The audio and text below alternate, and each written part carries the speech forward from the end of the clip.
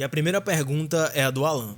Salve Supernovas! Como vocês acham que o Oda vai conseguir encaixar tanto o Loki quanto os Cavaleiros Sagrados nesse arco? Já que até então eles nos foram apresentados sendo os vilões do mesmo. Eu gosto de pensar que o Oda introduziu o Loki como um vilão, entre aspas, para nos dar a impressão de que ele vai ser um obstáculo tanto quanto os Cavaleiros Sagrados nesse momento da história. Mas eu acho que vai ter uma reviravolta nisso e eu acho que muita gente já percebeu isso também. Loki, na minha opinião, tá longe de ser o vilão do arco, inclusive acho que ele é mais um anti-herói propenso a se tornar um aliado do Luffy do que um vilão em si. Quando a gente faz uma análise de tudo que o Oda já colocou no arco, a gente encontra alguns detalhes muito interessantes. Por exemplo, Loki ter matado 100 guerreiros junto com o pai dele. O pai dele tem um certo envolvimento com os Cavaleiros Sagrados e até com o governo mundial, visto que os Cavaleiros Sagrados falam de visitar o túmulo de Harold, ou seja, eles tinham uma relação com o rei Harold e não só sabiam quem ele era. E levando em consideração que apenas um gigante sabe o que realmente aconteceu no evento, que é o Jarru, deixa muito em aberto o que foi que aconteceu de fato naquele episódio. E pra mim o que o Oda já tá deixando bem na cara é de que a história não foi bem contada. E bom, vocês sabem muito bem que isso não é coisa nova no mangá de One Piece. A gente acabou de sair do arco de Egghead, que teve um plot twist enorme sobre o personagem do Kuma, que pra nós há muito tempo ele era um vilão. E aí você começa a achar estranho o fato de ele ter salvado o Sunny, depois alguns depoimentos sobre o passado do personagem antes de se tornar um ciborgue, até chegar de fato ao momento que a gente descobre a história dele no arco de Egghead. Então eu acho muito próximo a relação entre ele e o Loki. Óbvio, não acho que o Loki também é esse doce. A gente viu que ele não é de forma nenhuma. Ele é até mais agressivo do que o Kaido aparentou ser no arco de Wano. Mas acho sim que ele tem vontade de salvar o próprio país e ele tem um certo carinho por essa terra. Nos últimos acontecimentos dos últimos capítulos, a gente vê ele bater com Ragnir na árvore de Adão, o que provavelmente pode causar sua destruição. E isso para ele se libertar. Ele tá fazendo uma cena para ele poder se libertar e ameaçando isso diretamente. Ou seja, ele quer se libertar de fato para poder ajudar na batalha. É o que eu acredito. Eu não acho que ele quer se soltar só para sair destruindo tudo. Até porque não faria sentido. Pensem comigo, se ele pode simplesmente se virar e atacar a árvore com a capacidade de destruí-la, já que com certeza ele pode emanar um ataque ainda muito maior do que ele fez agora, já que não foi ataque nem nomeado, por assim dizer, não faria sentido nenhum ele pedir para ser solto só para continuar destruindo tudo, concorda? Eu acho que a ideia é que ele quer se soltar, ele quer fazer essa cena de que ele é um vilão e tudo, para poder impedir os Cavaleiros de Deus, que eram quem estavam com ele até o momento, e que revelaram suas intenções com o país de Elbaf. Então eu acho muito que é isso que ele pretende fazer, e acho que é as intenções do personagem. Loki vai acabar sendo um aliado contra os Cavaleiros de Deus. Inclusive, na minha opinião, eu tendo muito a acreditar que se houver realmente um conflito com o Loki, ele vai acontecer depois que os Cavaleiros de Deus estiverem derrotados. E talvez tenha até uma participação bem interessante do Gabon nisso, mas como eu já falei, vai ser para outro vídeo que eu quero teorizar só sobre o Loki. Então essa é a minha opinião sobre o que pode acontecer no arco e o que eu acho que vai acontecer em relação ao Loki e aos Cavaleiros de Deus. E é com essa primeira pergunta que eu começo o vídeo de perguntas aqui do canal. Como eu sempre digo no fim dos vídeos, fique atento no nosso Instagram, @canalsupernovas, onde vocês podem mandar suas perguntas e a gente responder aqui nos vídeos, tá? Lembrando que nos próximos dias vamos ter um vídeo especial aqui no canal, então eu aguardo todos vocês lá. É a segunda parte do vídeo passado, mas vai ser bem melhor e mais cinema do que foi o último, porque no último vídeo eu mais queria introduzir o assunto do que estava acontecendo em relação ao mural e as interpretações que tinham dele do primeiro mundo, e no outro vídeo eu vou fazer um compilado de tudo e assim fazer o que pra mim agora eu posso chamar de minha teoria favorita relacionada ao mangá de One Piece. Acho que até melhor do que o vídeo do Eiichiro Oda não pode ver em alguns quesitos. Bom, espero todos vocês lá para assistirem esse vídeo, mas vamos continuar com o nosso vídeo de perguntas. A próxima pergunta é do Ronald Sobral. Salve Supernovas, o que você acha dessa teoria? Vemos no capítulo 1038 o painel incrível sobre os três mundos.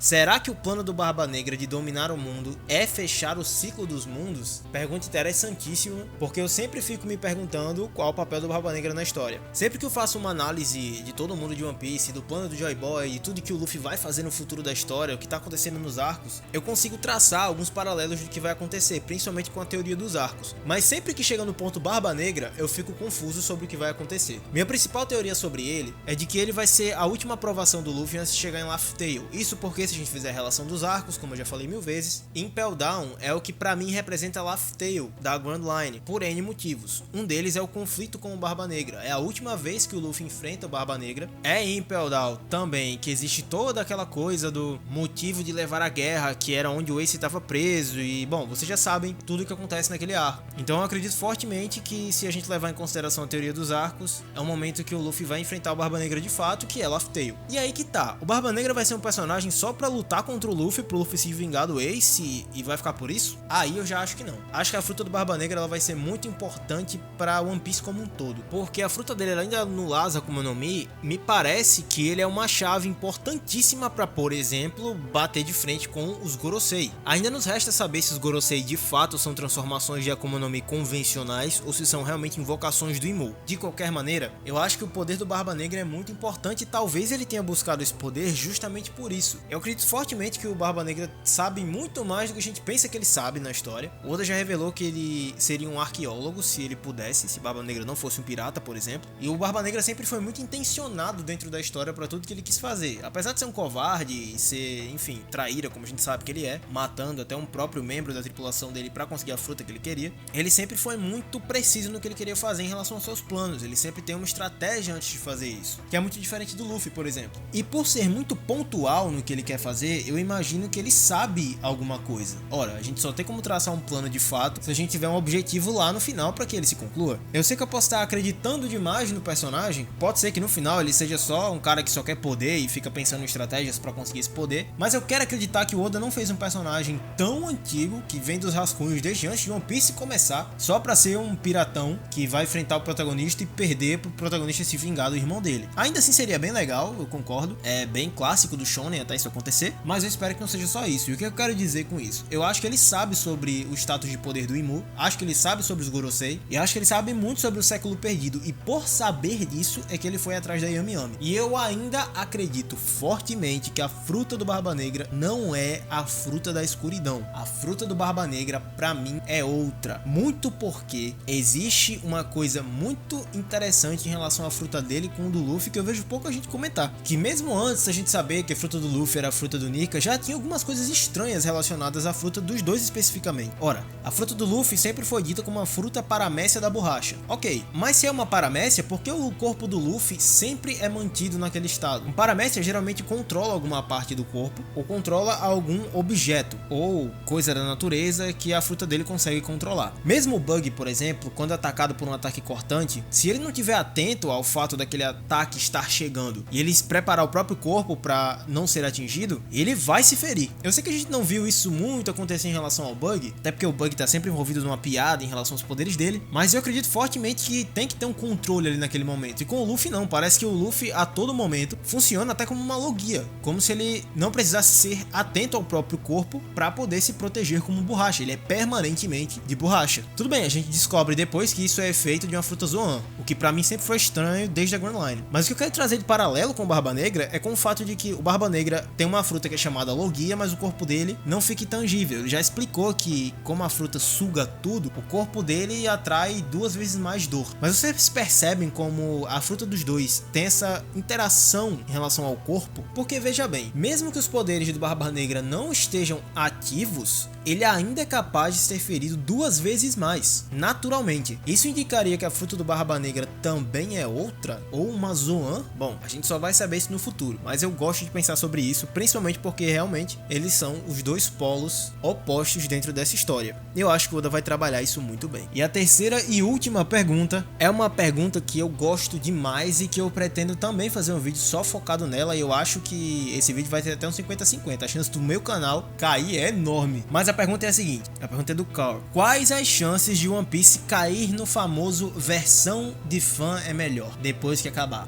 Posso ser muito sincero, eu acho que a gente tem uns 70% de chance. Antes que você me dê hate nos comentários, eu vou explicar isso, tentar explicar isso rápido. Eu acho o Oda um gênio, mas por motivos que pouca gente comenta. Eu acho que o Oda realmente tem muitos planos pra dentro da história e tudo que ele anda fazendo, principalmente em relação ao Nika, as coisas que tinham pra acontecer já estava planejado, mas não da forma como ele está fazendo. Eu vou explicar. Sabe o Haki? O Haki como você vê hoje, o Haki em que a tonalidade da pele fica escura e solta raios, aquela coisa toda. Isso não estava planejado. Mas a ideia do Haki no mundo, a vibração, a determinação dos homens já existia. O Haki do Rei aparece no capítulo 1. Depois, em Alabasta, a gente vê o Zoro literalmente usar o Haki do Rei Avançado, que hoje é chamado Haki do Rei Avançado. Quando ele ataca o Mr. One com explicação de que ele precisava sentir o ambiente e atacar as coisas de dentro pra fora. Mais ou menos assim, a explicação. Depois a gente vê o Mantra. Mantra que era uma habilidade ainda muito maior do que a gente vê, por exemplo, o Haki da Observação ser usado por diversas pessoas hoje. A gente vê o Shanks e o Luffy verem pequenos trechos no futuro, Katakuri também, mas o Enel sentia até conversas longe dele, que ele chamava de voz. Então sim, o Oda já tinha esses conceitos ali pra história, mas ele não tinha nomeado e nem tinha colocado eles na prática. E aí é na prática que a coisa desanda um pouco, porque eu acho que fez com que causasse uma confusão muito grande nos fãs. Principalmente porque o Haki era invisível, você não via aquela coloração escura. Depois todo mundo consegue ver. E eu sei que tem muitas discussões mais profundas em relação a isso, que as coisas não são bem exatamente assim como eu tô falando, mas eu tô falando justamente a opinião do público geral em relação a isso. E por que que eu falei dessa maneira? Não foi só pra fazer graça e um roteiro legal no vídeo. É porque é justamente isso que pode acontecer com One Piece no final. Os 30% de chance de dar certo e os 70% de dar errado. Porque, por exemplo, o Nika. A fruta do Luffy já era projetada pra ser lendária. Você vê em Romance Down a fruta do Luffy valendo 5 bilhões de berries. Você vê na versão 1 de Romance Down a fruta do Luffy sendo chamada de a fruta lendária da Árvore das Ilusões. Tem aquela relação com os poderes que eu falei aqui nesse vídeo sobre o corpo do Luffy, já mostrar que talvez aquela paramécia dele era mais estranha do que parecia. Então você vê que aparentemente, principalmente com as citações da Deus do Sol, o Oda já tinha planejado que ia ter uma coisa com a fruta do Luffy. A fruta do Luffy era lendária e eu acho sim que o Deus do Sol existia. Qual é o problema? O Oda ter deixado isso nas entrelinhas. Hoje é sensacional você pegar a cena do Luffy na pose do Nika ou ver o Nika pela primeira vez no capítulo 1018, falado pelo Rouzhu, e você voltar pra Skype e ver um D no céu, literalmente a lua formando um D, que aparece também no mural, o Luffy dançando igual o Nika na frente de uma fogueira e seu mesmo arco que é citado Deus do Sol e aquela coisa toda. Massa, show de bola. Mas vamos ser sinceros, quem é que foi que na época que Skype estava sendo lançado, que pensou nisso? Eu leio One Piece desde mais ou menos 2011, 2010. Eu era criança ainda. Quando a internet começou a ficar muito mais comum, né, pra todo mundo, quando já tinha ali meus 14, 15 anos, eu acessava muitos blogs relacionados às teorias de One Piece. Não é à toa que eu gosto muito de fazer teorias muito por conta disso. Naquela época ninguém falava nisso. O máximo que você vê é a galera falar sobre o mistério do olho esquerdo da caveira. Fora isso, nada.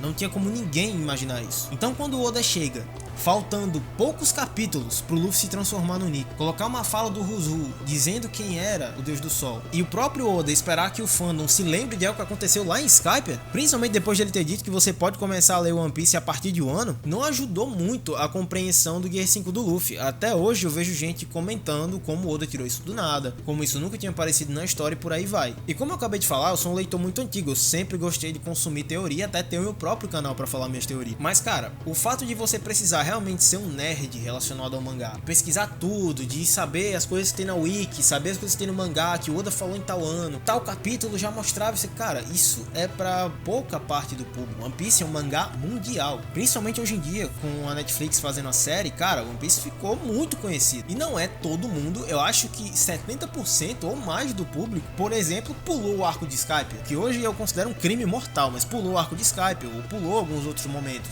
e que não lê, ou que só vê o anime, por exemplo, ou que não lê o mangá como a gente lê, e tá pesquisando e procurando. Então assim, acho que talvez a forma como o Oda vai executar os mistérios dele no futuro vai ser um problema. E vocês querem ver a prova disso? Precisou de 26, quase 27 anos de publicação, beirando os 30 anos de publicação, pra gente finalmente chegar em Elbaf, que ele já tinha citado lá atrás, e mostrar esse mural. Cara, imagina se o Oda não tivesse colocado esse mural agora, que pra mim já é muito tarde, e tivesse aparecido nos 47 com acréscimos pra colocar a serpente colossal que circunda o mundo que aparece naquele mural. Como é que vocês acham que teria sido a reação do público, sendo que a transformação do protagonista já causou tanta polêmica? Esse é o maior problema pra mim. Talvez a genialidade do Oda com a sua narrativa, que pra mim é genial ele conseguir colocar toda essa narrativa nas entrelinhas, quase como realmente um mistério de tesouro pra você descobrir o que é no futuro e pensar, caramba, isso significava aquilo. Eu acho isso genial. É muito organizado da parte dele. Mas eu acho que essa genialidade vai complicar o do Oda e a forma como One Piece vai terminar. É a minha opinião, e como eu disse, eu provavelmente vou amar o final. Pra mim é pouco provável que o final terá grandes problemas, eu acho que o final de One Piece vai ser muito bom, mas a reação do público é que talvez deixe as coisas um pouco bagunçadas, por assim dizer. Eu pretendo falar mais disso num vídeo especial, como eu já falei, né? Num vídeo único só sobre esse tema, que é um vídeo bem arriscado, mas enfim, e é com essa pergunta que eu encerro esse vídeo. Como eu já falei no início do vídeo, não deixa de procurar o nosso Instagram para mandar suas perguntas e a gente responder aqui. Eu sempre procuro responder as melhores. Se você gostou das minhas respostas, deixa seu like aqui no vídeo, também se inscreve para aumentar a nossa recompensa no YouTube. E é isso, galera. Valeu!